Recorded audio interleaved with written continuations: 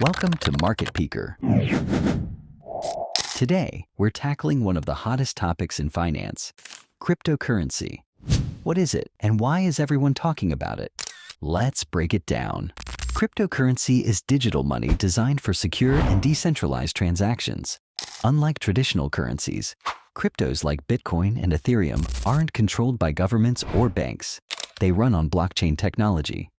A blockchain is a public ledger that records all transactions. It's secure, transparent, and almost impossible to hack, making it the backbone of cryptocurrency.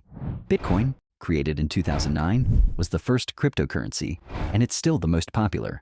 But thousands of others, called altcoins. Altcoins are cryptocurrencies other than Bitcoin, each with unique features like privacy, smart contracts, or faster payments, offering diverse options for users.